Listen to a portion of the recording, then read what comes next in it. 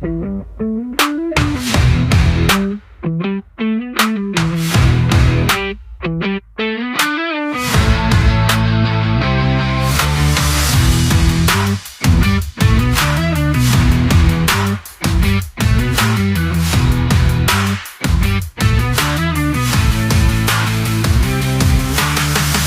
lost on my first night in Ghent, accidentally discovering one of the wildest bars in Belgium, and ending the day in what felt like a real-life fairy tale.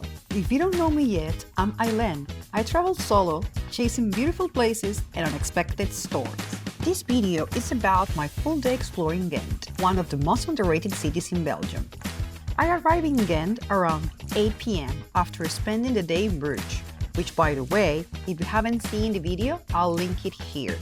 This trip was part of my Belgium and Netherlands adventure, including Bruges, Brussels, Ghent, and then Utrecht, Amsterdam, Leiden, Haarlem, Saint-Saëns, and Giethoorn. And of course, first night, I got lost. I took the wrong bus from the station, ended up completely confused, but rescued by my host. Today is Ghent's turn. I am walking by the canal, as you can see, on my way to the castle. Heading towards the city center, I discovered Rabot. It's actually a 15th century gate that used to be part of Ghent's city defenses. It looked like something straight out of the medieval movie. From there, I walked along the canals towards the castle. Honestly, this walk alone is worth it. I visited the Gravenstein, the castle of the counts, a 12th century fortress right in the middle of the city. The tickets were about 15 euros. I would say if you have seen a lot of castles, maybe not essential, but I personally loved it. Inside, it gets a bit intense. Medieval torture instruments, old weapons, but the views from the top are amazing. And yes, those are toilets literally hanging over the water. Then I made my way to Grassley and Connolly, probably the most beautiful part of Ghent. Medieval buildings, reflections on the water, people just sitting by the river. The vibe here is unmatched. And from St. Michael's Bridge, you get the view, Ghent's famous three towers.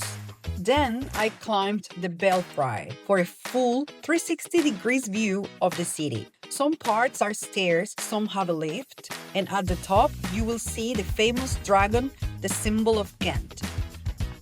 Next stop, St. Babo's Cathedral, home of one of the most famous artworks in the world, The Adoration of the Mystic Lamb by Van Eyck.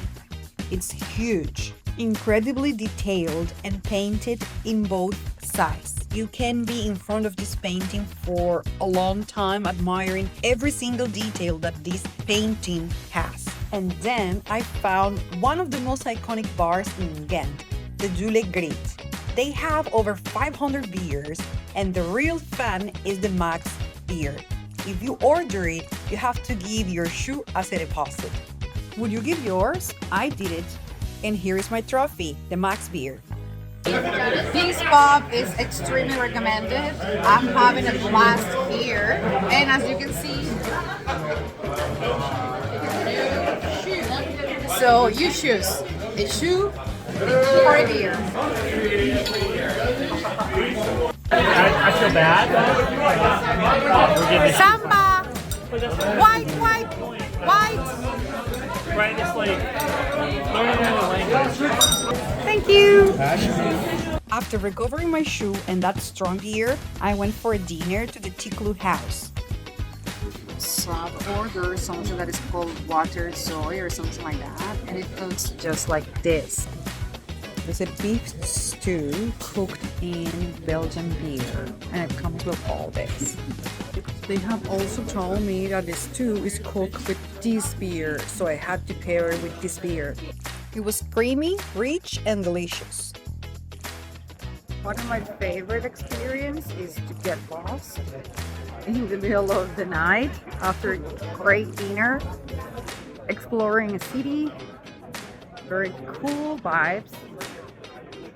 Lovely.